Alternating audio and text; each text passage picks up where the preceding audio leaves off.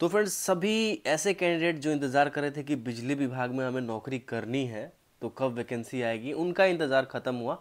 यहाँ पे अभी आपको ये ऑफिशियल वेबसाइट है BSPHCL यानी कि Bihar state power holding company limited. यहाँ पे एक वैकेंसी निकली है, एक नहीं काफ़ी सारी वैकेंसियाँ निकली हैं। आपको बारी बारी से कंप्लीट डिटेल में बताने वाला हूँ कि किस पोस्ट के लिए क्या एलिजिबिलिटी रहने वाली है और कौन लोग आवेदन कर पाएंगे और क्या सही में वैकेंसी निकली है या नहीं निकली है, जेन्युइन है या नहीं। तो चलिए शुरू करते हैं। तो फ्रेंड्स, आपके स्क्रीन पे यहाँ पे दिख रहा होगा कि Bihar state power holding company limited, A government of Bihar undertaking. क्या ये वैकेंसी जो वायरल हो रही है सही है या गलत है? तो मैं सबसे पहले आपको यही बताना चाहूँगा कि ये 100% सही वैकेंसी है और ये ऑफिशियली आज के अखबार में भी आपको देखने को मिल गया होगा। ठीक है, साइट पे अपडेट नहीं हुआ है, साइट पे कभी कभी टाइम लगता है अपडेट होने में। BSPHCL के साइट पे यहाँ पे लिखा हुआ है कि www.bspHCL के साइट पे जाके आप इसको देख सकते हैं, लेकिन अभी नहीं डाला गया है। हो सकता है कि आज शाम तक डाल दिया जाए। अलग से वीडियो मैं आपको उसके लिए लेके आऊँगा जिसमें आपको कंप्लीट PDF में जो भी नियम कानून है, सेवा शर्त है, क्या कुछ कैसे होने वाला है, वो चीज़ें उसमें बताई जाएंगी ऑफिशियली। अभी फ़िलहाल मैं आपको बता देता हूँ कि क्या कुछ कैसे होने वाला है। तो यहाँ पे देखिए, सबसे पहले लिखा हुआ है कि recruitment notice, online applications are invited for the eligible candidates for the appointment of the following post for the Bihar State Power Holding Company Limited and its subsidiary companies, namely NBPDCL और SBPDCL, BSPTCL और BSPGCL as per the details given below। यानी कि इसकी subsidiary company है Bihar state power holdings company limited के अंदर ये सारी कंपनियां आती हैं, NBPCDL, SBPDCL। तो सभी को जोड़ के यहाँ पे टोटल वैकेंसी निकाली गई है। तो कौन सी वैकेंसी है वो देखते हैं। उससे पहले आप यहाँ पे नीचे देखेंगे तो यहाँ लिखा हुआ है कि इसका जो ऑनलाइन का जो डेट है, कब से भरा जाएगा। तो अभी समय है 1 अप्रैल से भरा जाएगा और क्लोजिंग डेट इसका 30 अप्रैल तक रहने वाला है। ठीक है, तो पूरे का पूरा 1 महीने का टाइम आपको मिलेगा। अभी से सारे डॉक्यूमेंट्स आप लोग तैयार कर लीजिएगा जैसा कि मैं बताऊँगा। तो सबसे पहले देखिए, पहला जो वैकेंसी है असिस्टेंट इंजीनियर GTO, 40 वैकेंसियाँ हैं। और यहाँ पे बताया जा रहा है कि आपका जो क्वालिफ़िकेशन होना चाहिए वो 4 ईयर का आपका इंजीनियरिंग डिग्री या फिर BE या BTech डिग्री, मतलब बैचलर ऑफ इंजीनियरिंग को BE बोलते हैं, BTech हो गया, बैचलर ऑफ इंजीनियरिंग टेक्नोलॉजी हो गया, BSc हो गया आपका इंजीनियरिंग। और उसके बाद ब्रांच कौन सा रहने वाला है, इंजीनियरिंग से संबंधित कौन सा ब्रांच आप एलिजिबल रहने वाले हैं, इलेक्ट्रिकल है या फिर इलेक्ट्रिकल एंड इलेक्ट्रॉनिक्स है तो आप एलिजिबल हैं।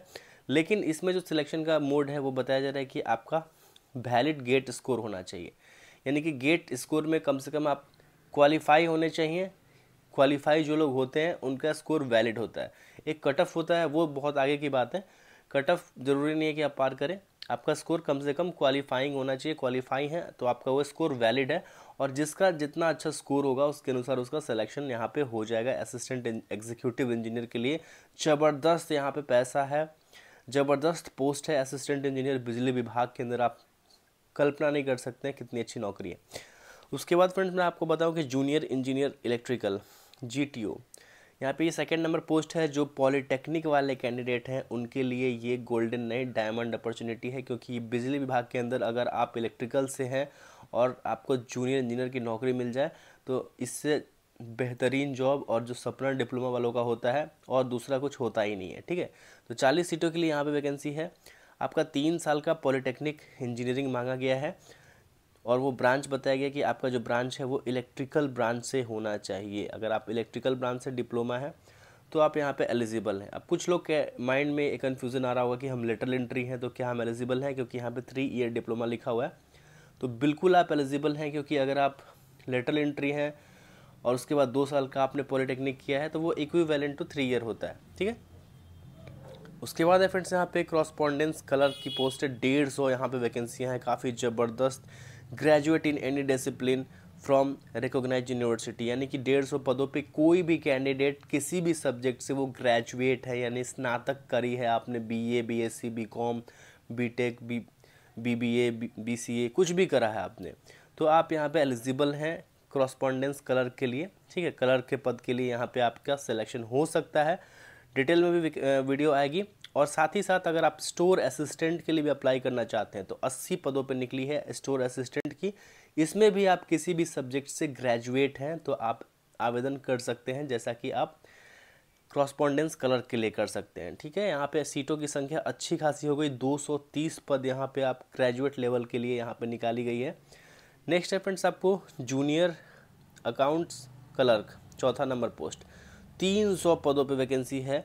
और यहाँ पे भी केवल फ्रेंड्स आपको बताया गया है कि graduate in commerce from any recognised university, यानी कि आप बीकॉम है तो आप डेफिनेटली यहाँ पे एलिजिबल हैं। आप सोच रहे हैं कि भैया एमकॉम है तो वो आवेदन कर पाएंगे कि नहीं, तो आपने बीकॉम तो ज़रूर करा ही होगा एमकॉम करने से पहले, तो आप ज़रूर यहाँ पे एलिजिबल हो जाएंगे। जो भी कॉमर्स वाले स्टूडेंट बहुत दिनों से इंतज़ार कर रहे थे कि कुछ हमारे लिए भी निकले, उनके लिए भी बहुत ही बेहतरीन अपॉर्चुनिटी है। अब चलते हैं फ्रेंड्स फाइनली यहाँ पे टेक्नीशियन ग्रेड 3, जहाँ पे 2000 पदों की वैकेंसी है। तो ये अपॉर्चुनिटी फ्रेंड्स ITI वालों के लिए बहुत ही दिनों से इंतज़ार भी कर रहे थे। तो यहाँ पे देखिए टेक्नीशियन ग्रेड 3 में फ्रेंड्स आपका क्वालिफिकेशन क्या मांगा गया है कि मस्ट हैव पास्ड मैट्रिकुलेशन और its equivalent from the recognised institute. सबसे पहले तो आपको 10वीं पास होना चाहिए और साथ में टेक्निकल क्वालिफिकेशन में must have 2 year ITI certificate in electrician trade from any institute recognise by the NCVT या SCVT। ठीक है, अगर आपने ITI किया हुआ है इलेक्ट्रीशियन ट्रेड से, आपका जो कॉलेज है वो NCVT या फिर SCVT यानी कि स्टेट बोर्ड से या फिर नेशनल बोर्ड किसी से भी रिकॉग्नाइज है, तो आप यहाँ पे एलिजिबल हैं। 2000 पदों के अंदर अपने आप को नौकरी करते हुए देख सकते हैं आप। और यहाँ पे मोड ऑफ सिलेक्शन क्या रहने वाला है आपका, CBT कंप्यूटर बेस्ड टेस्ट होने वाला है। ठीक है, तो तैयारी में कोई कमी मत रखिएगा।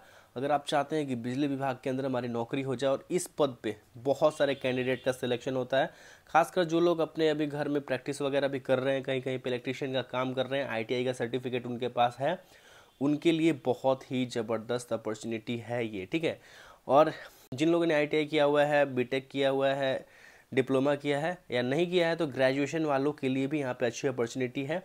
अब मैं थोड़ा सा आपको बता देता हूँ कौन सा डॉक्यूमेंट्स आप लोग को ज़रूरी पड़ सकता है अभी से तैयार रखने की, क्या क्या ज़रूरत है आपको। तो देखिए, जो भी